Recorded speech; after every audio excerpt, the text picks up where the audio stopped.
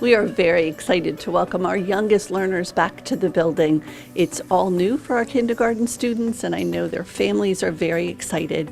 We had a wonderful open house last week where they got to come in and see their classrooms, and today they'll be starting to arrive in the car line and walking and off the buses. I'm really excited to be back. Teaching kindergarten is really hard to keep their attention virtually, so it's really nice to have them with me and in the same space. They can do a lot more connecting and learning to work together. Even if it's 6 feet apart, we can cooperate and learn, which is a huge part of kindergarten.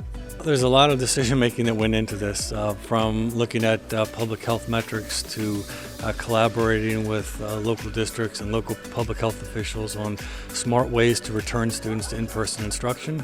And then that coupled with a great deal of planning and training of staff and really rethinking all of your school operations. How do you deliver lunches? How do students arrive?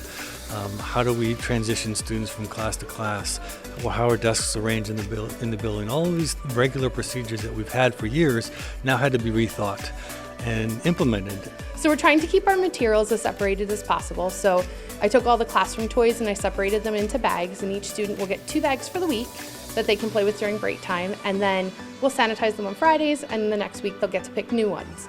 We have tubs in the back of the classroom where their backpacks go and some of their extra materials, and they each have their own pencil box and their own iPad in their desk. But it's going to be a work in progress, but I'm glad we're doing it in a way that's safe, it's slow, and it's a way that helps students return safely. We're working on the expectations in the classroom, organizing our spaces, knowing where to put our things, understanding our mask rules, when it's safe to take it off, and understanding the distance between students, and then getting to know each other, because even though we got to know each other virtually, face-to-face is a little bit different. So we'll spend a lot of time today just kind of reacquainting ourselves with our friends. Their mask breaks are 10 minutes. They need to stay in their space at their desk and stay seated. They can take their mask down as long as they're 6 feet apart, which the desks are, and usually at a time where it's quiet and there's not a lot of talking.